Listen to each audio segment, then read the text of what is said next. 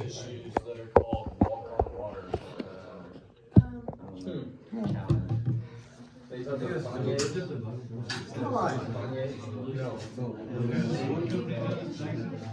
Kanye made Jesus shoes. We're going to do supply and demand this week. We got quiz Thursday. We'll do some stuff today and tomorrow and Wednesday. Today is kind of fun. I kind of enjoy today. So hopefully you will.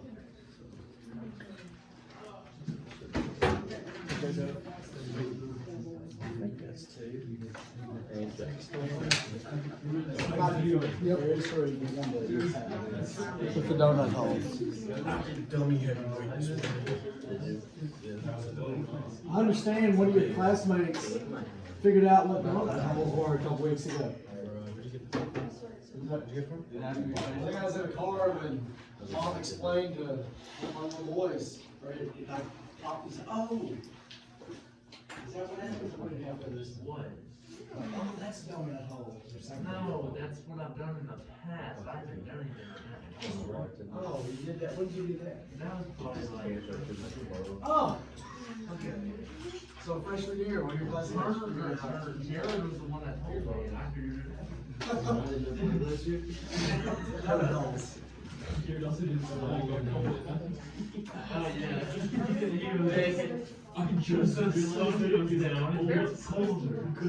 Okay, we're going to combine number one and number two.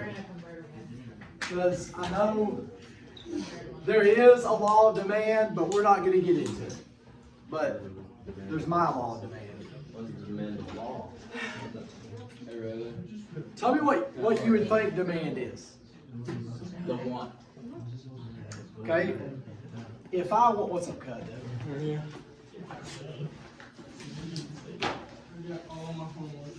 I want a new truck. Does that help the Ford Motor Company for me to want a new truck? It does? Okay. The demand. Okay. But me wanting it. That doesn't help Ford at all, me wanting it. Actually buying it. And to buy it, it's more than want. What do you gotta have? You gotta be, there's two words here. You gotta have willingness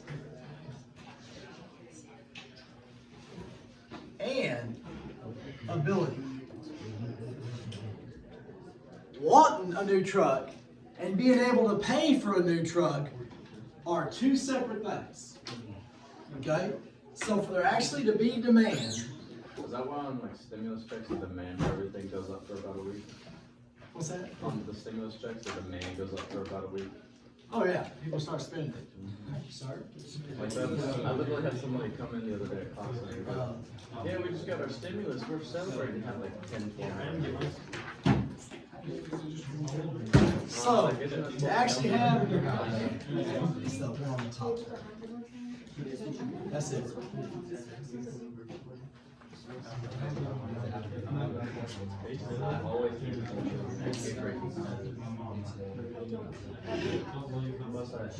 I try to keep money in my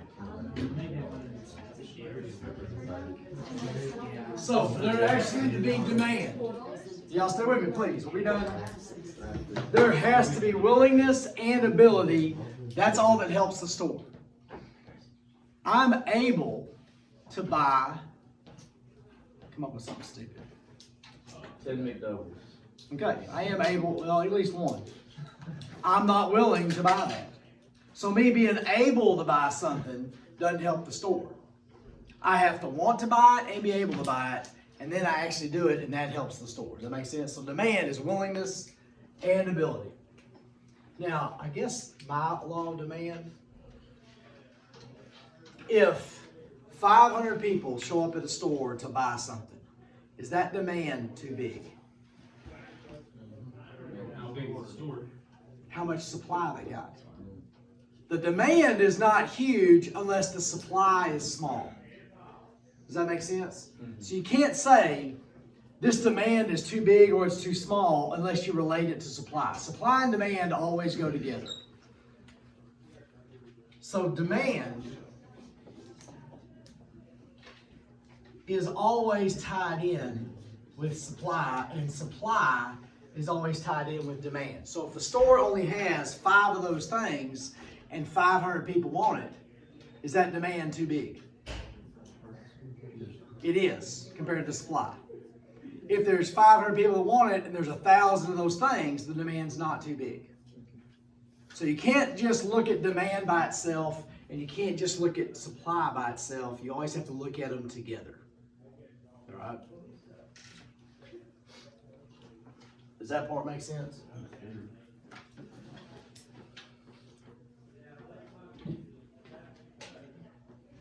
Now, I'll throw this little formula out to you. If the demand is big and the supply is small, what's that going to mean to the price? It's going to go up. If the supply is big and demand is small, now the price is going down. I guess that's my law of supply. But you can't just look at the demand and just look at the supply. It's always how it relates to the other.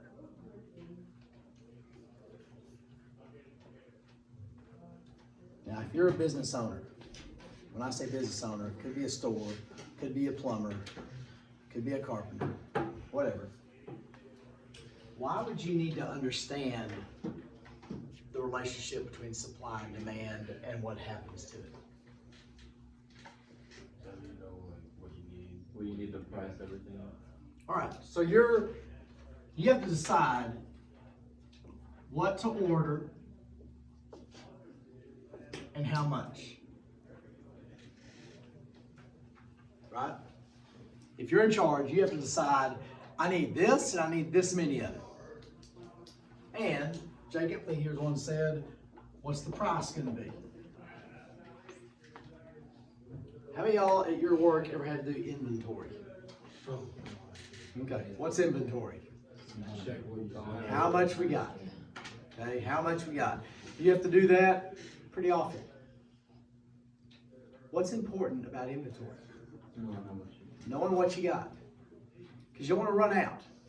Because if you run out, okay. I've always wondered, and I kind of know the answer, but you really don't know the answer. Let's say you're in charge of a restaurant and you got to order chicken this week. How do you know how much chicken to get? How much you spent last week? Okay, based on what if all of a sudden there's a basketball tournament in town that week and everybody wants a chicken sandwich? Should we restocked up? Normally you research for events. Yeah, but I mean, what I'm saying, what if you buy too much and order too much? What if they don't order a chicken sandwich? You don't know if they're going to order a chicken sandwich. What if everybody, for some reason, wants a chicken sandwich that day? And you run out. Now, you have angry customers because you don't have what they want. And they're not going to come back. Post a sign on the door. If there's a sign on the door, you're going to make people mad because we don't have it. If you have extra, chicken goes bad after a while, you just lost money. That happens all the time where business. I know, but do you want to do that? No. As a business owner, your goal is to keep that balance where we have plenty, but we don't have extra. Because if you have extra, you've just lost money. If you don't have enough, you've just lost money. Does that make sense? So as the business owner, you really need to try your best to get this to be, you always want this. Right? You always want it to be balanced. Because then customers are happy, they're coming back, you're making the most you can. Does a business owner like this one? A business owner like that. Okay. What is happening here when you show up and the price has gone up? Well, if you need it, you're gonna buy it. But what do you? You're ticked, right? And you don't want ticked customers. You might make more today, but this could cost you business in the future. And and I said this before in here, you don't want customers today, you want customers tomorrow and the next week and the next week. You want them coming back. You want repeat business. This might eat any repeat business where in the year you don't make a profit, but that day you make a profit. And you don't want this because you're missing out on profit. So, the reason, as a business owner, why do you need to understand that? What are you trying to get? Some balance. Trying to get this balance so you can make the most profit you can, right? You don't want to lose profit.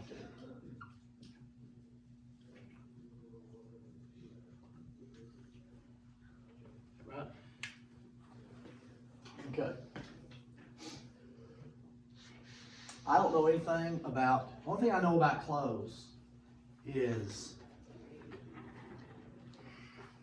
shorts, Wranglers, and then jeans that are tied in with Wranglers. That's all I know about clothes. I don't know anything about fashion or anything. If somebody starts talking fashion, I shut down, get tired head, and walk away. But I understand that there's a lady named Vera Wang who makes clothes. And I think she used to be famous, even if she's not now. Anybody heard of Vera Wang before? Okay. She makes clothes, relatively famous. She went to get married and she couldn't find a wedding dress she liked. So she decided she was going to make her own wedding dresses. All right?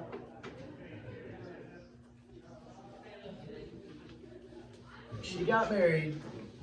She was looking for wedding dresses. She decided, I'm going to make my own wedding dress that I would want to wear. I am not in that position because I don't make clothes. She was in a position where she had an idea. Is she an entrepreneur?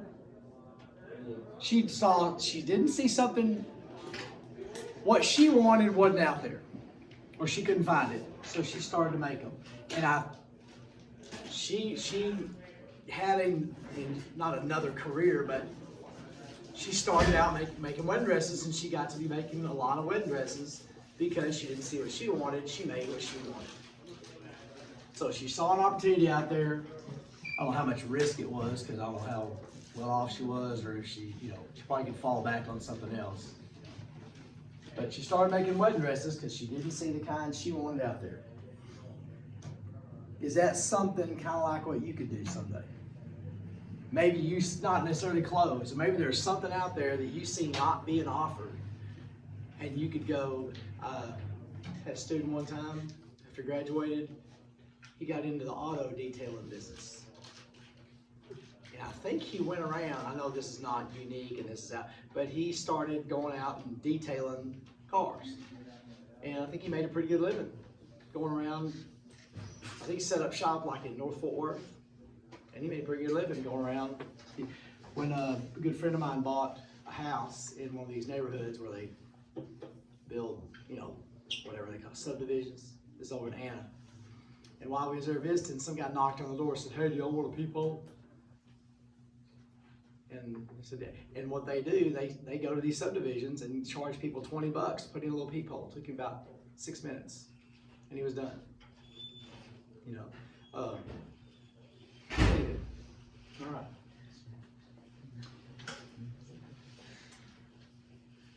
We'll get into this more tomorrow. The law of diminishing marginal utility. That word marginal means something. We'll get to that later.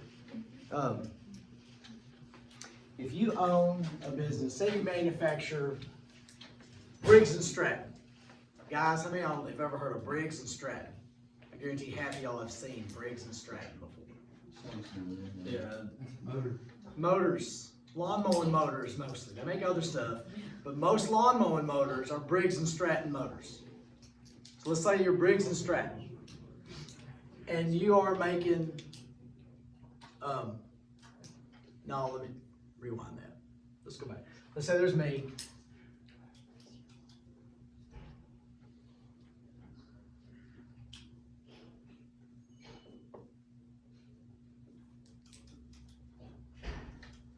Okay, we're mowing and weed eating. Is there a limit to what I can get done here? Mm-hmm. what could I do to, if I wanted to mow, is there only so much I can mow? And I have people calling me, hey, can you mow my yard? Hey, can you mow my yard? What can I do to increase productivity? Riding mower. Could get a riding mower. I could hire another person and maybe buy another mower. Okay, so if I hire somebody else and buy another mower, eventually maybe get a riding mower. Hiring more people and buying more equipment could, if the demand is there. If I have enough business, could this help me increase profit? Yes. Will there be a point where hiring more people and buying extra mowers doesn't add to the profit? It eats into the profit. That's the law of diminishing marginal utility, whatever. It's that point where hiring more people, more production eats into the profit, doesn't add to the profit. It eats into the profit. So if you're manufacturing lawnmower motors, you could make too many of them that you couldn't sell. The law of diminishing marginal utility is that point where you start losing money and stop making money. When you hire too many people, you buy too many lawnmowers. Now I used to describe it like this. You start getting less out of it at some point. Right? Pacer, when you were elementary school and into intermediate school, we always stopped somewhere anytime we went east. If we went to Fort Worth, if we went that direction, we were going to stop somewhere and get something. And it was always the same. Do you remember what it was? It was for me. It's Dr. Pepper Slurpee. I've since stopped. I don't have to have it anymore. Right? Coke Slurpees aren't any good. What's wrong with Coke Slurpees? They have that aftertaste. So you take a drink and then it has that weird little aftertaste. Anybody know what I'm talking about? The Coke Slurpee has that weird aftertaste. The Dr. Pepper Slurpee doesn't have that weird aftertaste. So I would go searching for, yes. Now, where would you, anybody in here like Slurpees? Where do you find the best Slurpees? 7-Eleven. Where do you find the worst Slurpees? 7-Eleven. Yes, we'll get to that one. What do I mean by the best Slurpees and the worst Slurpees? You walk in, the red light's on, or it's water, or when you find the perfect one at 7-Eleven, that's the best Slurpee. Okay, but you very rarely find the best. For a while, Buc-ee's was the best because it was you could always find one that worked. And in the recent past, I found a lot of them were broken too. But I've stopped wanting the Dr. Pepper Slurpee. Quick Trip is the worst because it's frozen and solid and melted at the same time. Y'all know what I'm talking about. It's half water, but it's frozen solid. I don't know how they do that. Racetrack's not bad. I got to be really good at Slurpees. What if there had been a 7-Eleven in Paradise? Would we have stopped and gotten a Slurpee every time we went that way? No, because I can get it any time. Right? I always wanted to go get a Slurpee because you couldn't get a Slurpee. But the more you're around it, the less you like it. Okay? Carolina barbecue. I love Carolina barbecue. I'm never around it. That's another way to describe it. So anyway, but yeah, try the cute. Go into Quick Trip sometime and just watch somebody get a Slurpee. It's a frozen solid ice block sitting in like liquid. It's horrible. Yeah. Get kicked out of the store. So, does that make sense to everybody? Everybody good? So is that the inferior good? No. Okay, kinda. When I first started working, I worked before when I started my job. I had rent, I had loan for college, I had car payment, I had insurance, I had gas. And then I got to decide, am I going to tithe or not? remember if I tithe, I wouldn't have money for food. Or I would have very little money for food. But God asked me to do it. No, God told me to do it. This thing called the Bible. He said, you need to tithe. I said, okay, so I did it.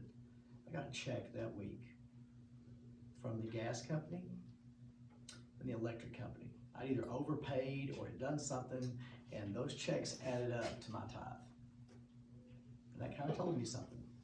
But I still only had like $30, $40 for food that month. I go to the store, walking around, what can I get to eat? Kraft macaroni and cheese was 3 for $1.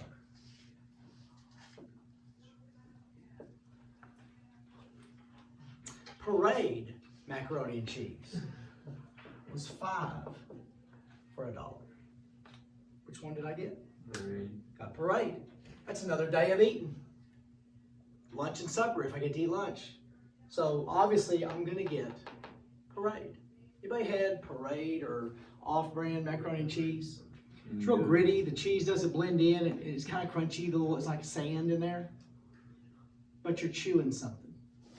And chewing something is way better than not chewing something. You'll learn this. If you haven't learned this by now, you'll learn it next year, because there will be days you don't get to chew something. Parade macaroni and cheese is an inferior good. An inferior good is the things you buy when you can't afford to buy the things you want. The next 5, 6, 7 years of your life will be full of inferior goods. You won't get to buy the things you want. You'll get to buy the things maybe you can. And the inferior goods are those things we can.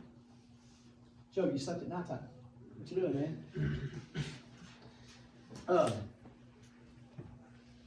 Pacer, have you ever had Parade macaroni and cheese? No. We buy you Kraft. If things got bad. Oh, I hate that. The supposed fancy, expensive kind. No, it's sold so well. I hate that. Yeah, I hate that. That's horrible. It's called it. I think it's cheaper than Kraft. Well, it's DeGrosse is what it is. It's not deluxe. It's DeGrosse. They say they make it look like it's bad. It has the cheese. No. Oh God, it's awful. When little Christy, all right, if she walks by, we're gonna ask her.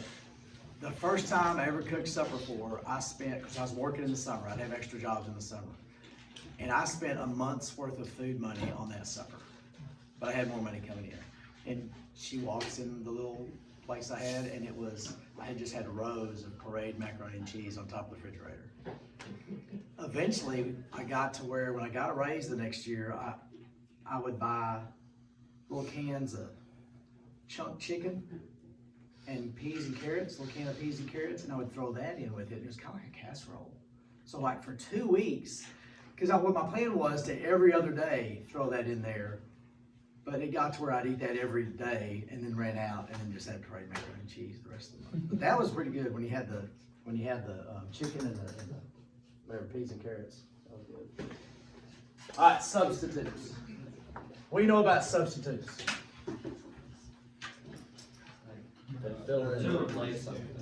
Parade macaroni and cheese would be a substitute today for us. Inferior goods are usually substitutes, not always, but usually. Substitutes you buy instead of.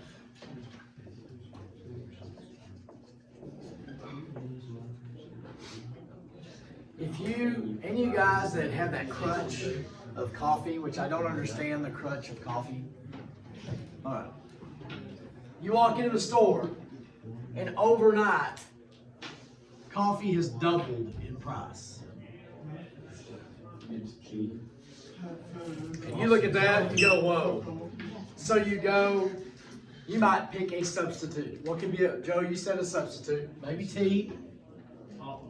Maybe some kind of Coke. Hot water. That's what I've heard people get off of. They just. Hot water. Yeah, people just like those. That's how you get off the addiction. So glad I'm not in that crutch to do that. But you would, if it doubled in price, You might find something cheaper. That's a substitute. The fancy economic way of doing it, if the price of A goes up, the demand for B will also go up. Maybe the store doesn't have it. And you gotta have that thing, so you go look for something. What is it in there's something Little Christy makes. I want to say it's a cake. If you don't have something, you can use something else. I forget what it is. Is it like instead of butter, like margarine or something like that? No, it's something that's like, it's not even really the same, but you can use it instead of. I forgot. But there's sometimes recipes you can substitute something else. That's a substitute. Complements, they don't go instead of, they go with. One of the grossest things you can eat, in my humble, correct opinion, is bean dip. Are you kidding me? Are you lying? That's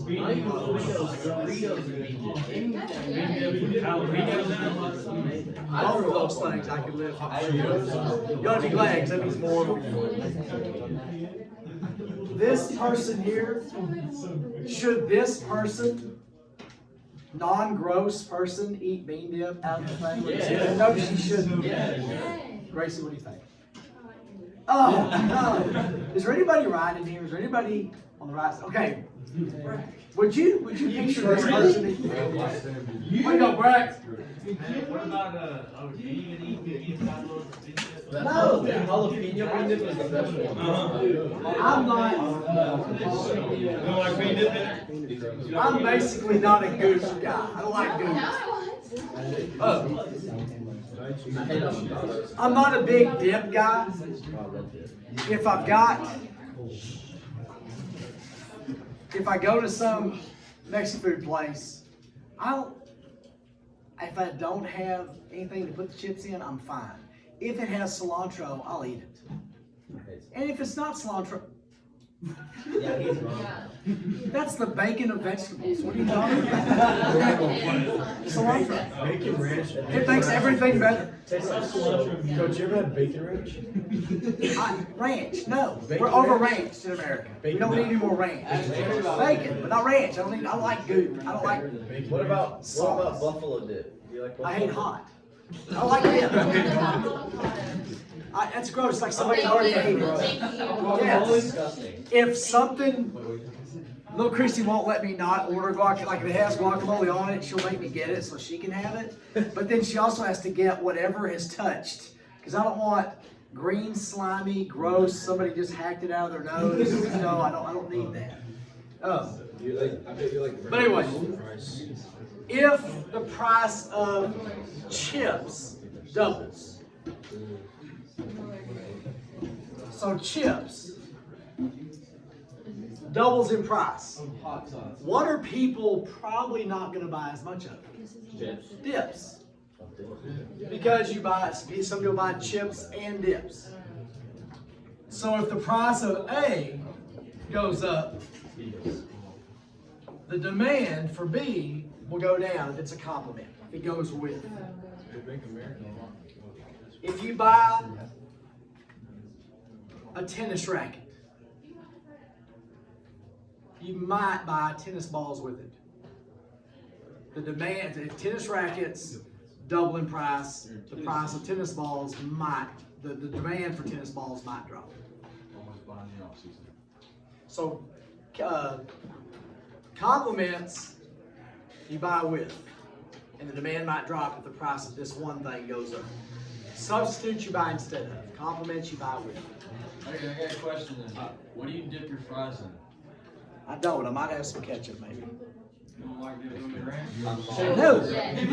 Listen. We are. Listen to this, and someday you'll know I'm right. We are over ranched in America. Yes, we are. You really are. We are. That's just nasty. You don't like The ranch? okay. I Now, love ranch. French fries. we got into a big thing next period. Like cheese, That one, yeah. cheese and bacon, all that, and even just normal fries. I made this statement in the second period, and they turned on me, and it got to be a fight. And then Caitlin Dooley said, "What do you put on your corn dogs?" And instantly, it's like the whole class. What? And I said, I just sat down and said, "Keep talking." And eventually, I was proven right that yes, we are over ranched in America. This is disgusting. No! Mustard on the corn.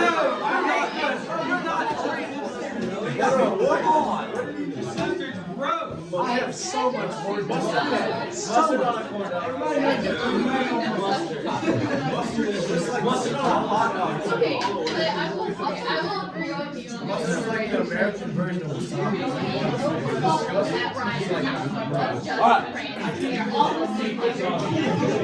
Let's move on, because this is just like abortion and religion. I'll never be able to. Elastic. If I say something is elastic, what is it? It stretches. Okay. So elastic demand is going to be a demand that's going to do what? It's going to change. Okay? If you have elastic demand for something, your demand for it will change. Look, Christy asked Colt last night, do you have enough? He has to take insulin. Do you got enough insulin? He goes, well, I got enough for a while. We're going to have to get some more later. Is his demand for insulin elastic or inelastic? Inelastic. It can't change. He has to have it. Okay? For me, insulin is I don't need it. So. It was like your demand for Dr. Pepper slushy. It was elastic. Yes, very much so. What would inelastic demand mean? It's not going to change.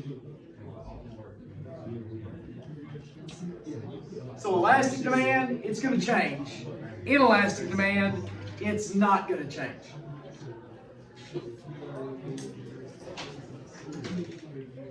There are 4 things that determine whether or not your demand is elastic.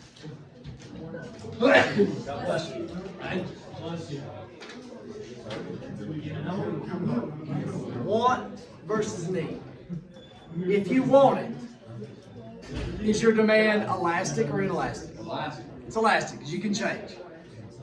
Tuesday and Wednesday, I'm going to a track meet. Sometimes I get peanut M&Ms, which I don't want to have to say peanut M&Ms because that's M&Ms. Why would anybody want gross little pieces of chocolate? I want the real things, you know. Yeah, but so if it's a want, it's going to be elastic. If it's a need, it's going to be inelastic.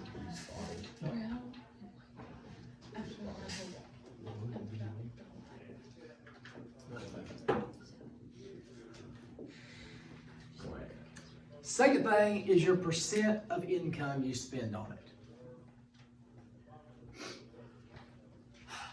Is my demand for a house elastic or inelastic? Now, okay, it's inelastic.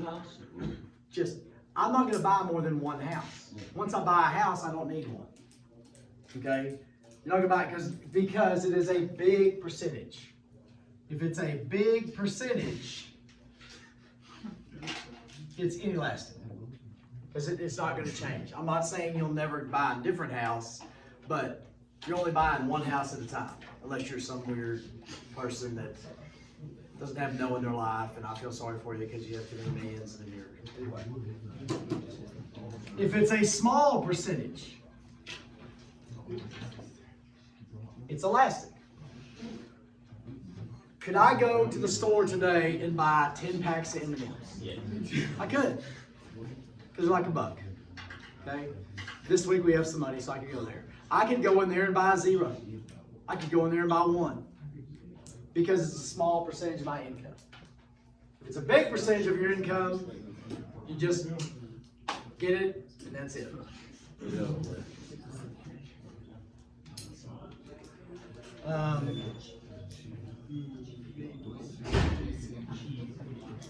Number of substitutes.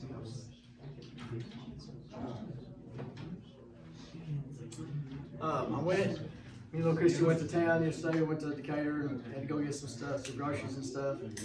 I had to get some gas for the truck.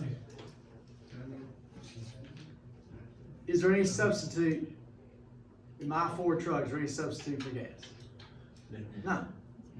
I could try putting water in there. I could try putting diesel in there. I could try putting whatever. It doesn't work. So there's no substitute. What's that? What? No. There's, Straight. if there's no substitute, what's your demand going to be? High. Inelastic. It's not going to change. If there's a bunch of substitutes,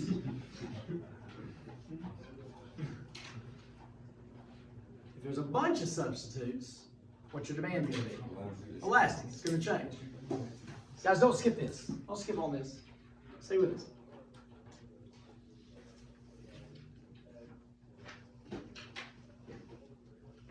This last one doesn't make much sense, but I think eventually it might. This is a weird one. The amount of time you got.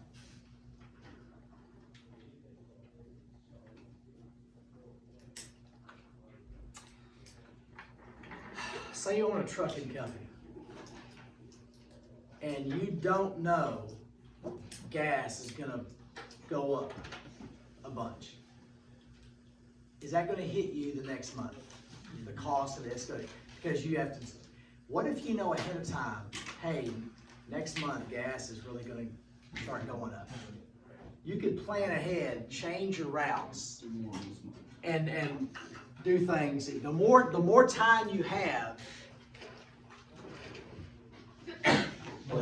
the more elastic your demand can be.